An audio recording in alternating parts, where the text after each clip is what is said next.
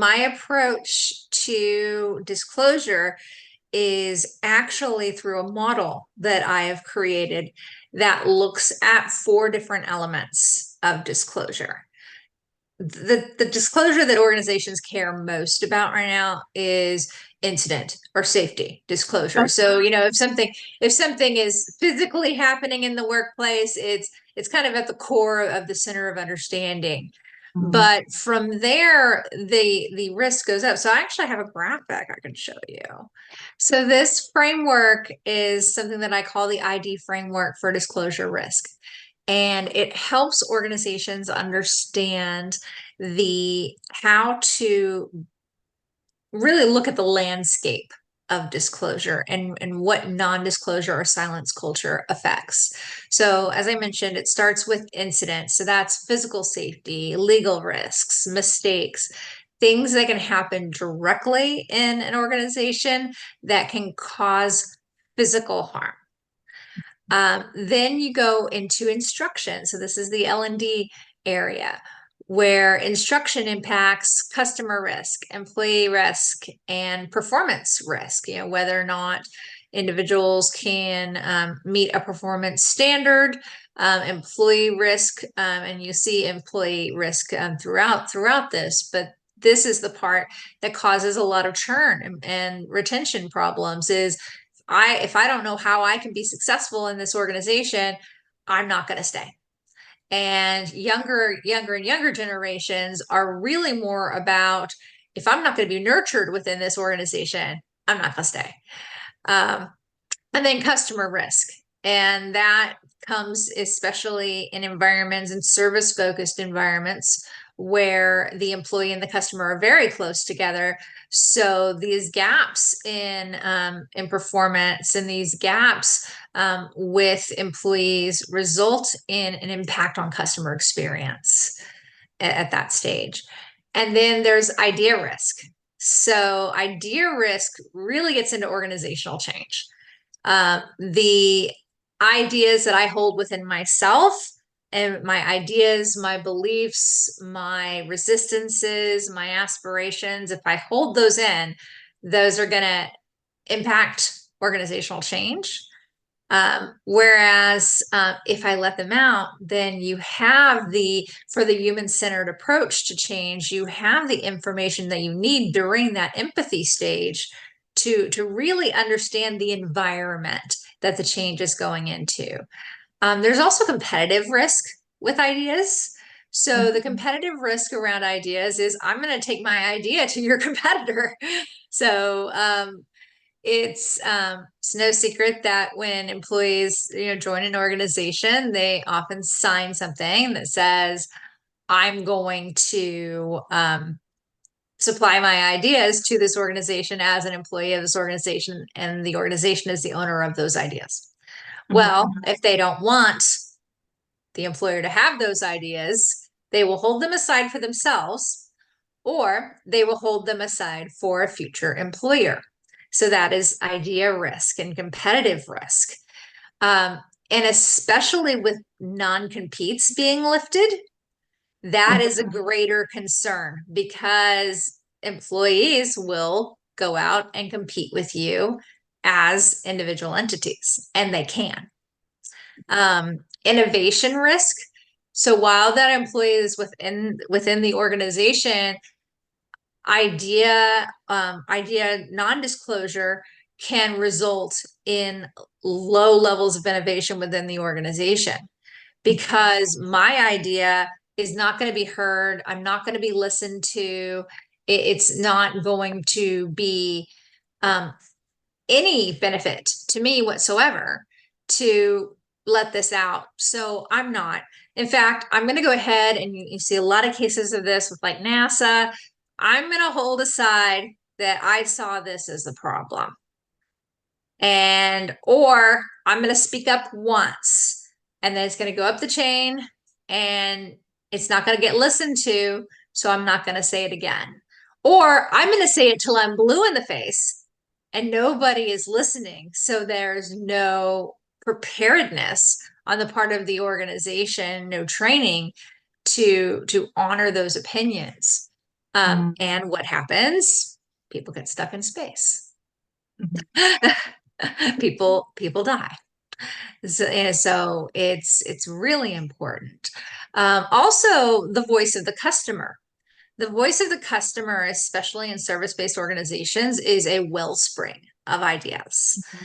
And when non-disclosure happens in the workplace, those questions might not get asked to capture the voice of the customer, or the voice of the customer is voiced, but there's not a comfort in bringing that up, or there's not a process to bring that kind of stuff up. And then that leads into employee voice and the importance of employee voice. And then finally, there's the area that DE&I touches, which is identity. So identity disclosure is about engagement risk. Do I feel comfortable engaging here as my full and complete self? What's happening at home, who I am within myself? Do I feel like I can safely disclose the barriers that are in my way to performance so that I can engage fully? Or do I feel like I have to self-protect? And all of this is about self-protection to varying levels and costs, right? But it radiates outward into this level of risk that results in retention risk. It results in legal risk. It results in HR risk. And so when companies commit during a, and they can use any of these processes as a catalyst to begin to commit to it. But when they begin to commit to it, then they begin to be able to assess, understand, and mitigate those risks presented by non-disclosure, and perhaps make a cultural impact that's going to not only decrease their risk, but it's going to increase their revenue. It's going to improve their reputation. It's going to do all those things that CEOs care about. So that's the ID framework. Oh, excellent. Yeah, this is really great. I like how it's these different elements are kind of like basically built out in a visual format. I think it's really impactful. I do have a question. It's okay. Where would you say within this framework that retaliation risk lives? Retaliation lives right there at that core in legal risk. Okay, so like I was going to say, is it like physical safety, legal risk, and yeah, that's yeah, is where you set the core. Yeah, and do you see that line for legal risk runs straight through the whole thing? Okay. So it attaches to that retaliation, whistleblowing, anything that has to do with a legal risk resulting from that non-disclosure, it runs through the whole spectrum, and it runs from that core. So, and that core, actually, it's a good thing that it runs from that core, because organizations care about legal risk. They have departments around legal risk. They hire attorneys because of legal risk. But I think my big what if is, what if you could mitigate that in a proactive way from the start before it costs you great deals of money? Exactly. Yeah. Yeah. Sure. Yeah. How else do you see this model impacting change and change management? I think this could definitely be applicable to like a lot of the um in the assessment phase of change management, right? So I'm so sorry, I have a dog who's barking at me outside. But within the change management model, there is a lot of assessment before change is implemented, right? Or even before a change plan is created. And I think that this is a really good component of within the ACMP model there we talk about cultural assessment.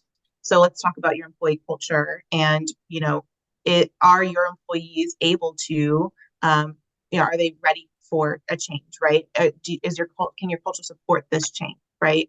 And I feel like this is a big part of that, because people don't talk about the culture of change within their organization, and the nuances of one's culture, and how change is impacted by it, or how it impacts change, like vice versa.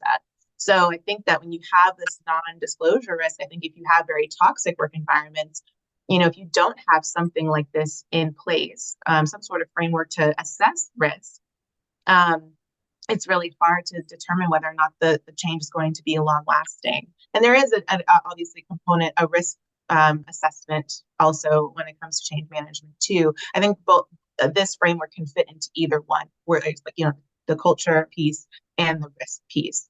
But yeah, I think it's, yeah, Yeah, definitely. I think that you're exactly right. The readiness, the change readiness piece, Mhm. the culture piece, the empathy piece of the human-centered change management model, that this framework can be used there. It can also be used as a post. Like, now that we've done this, how have we impacted these things? Is there anything that we haven't considered?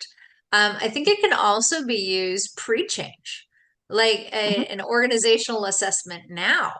Like, where really are we in our ability? We probably know where we are in physical safety, and that's why it's at the core, is we probably know where we are. If we have a learning and development team, we probably know where we are on instruction. We may not know where we are on ideas. We may not know where we are on identity. But let's start with where we are and maybe determine any gaps there. And then go a little bit outside into instruction. Maybe we haven't been as strong in our L&D function as we need to be, and we move into instruction. And then now that we've got instruction pretty firm, let's look at those bigger things. Let's look at our change. Let's look at innovation. Let's look at voice of the customer. And now let's go into the D&I realm. Let's go into engagement and equity for the organization. But I think sometimes when it comes to change, and see if what your thoughts are on this, you kind of have to start an organization where they are. Right. Yeah, I agree, for sure. Mhm. Yeah.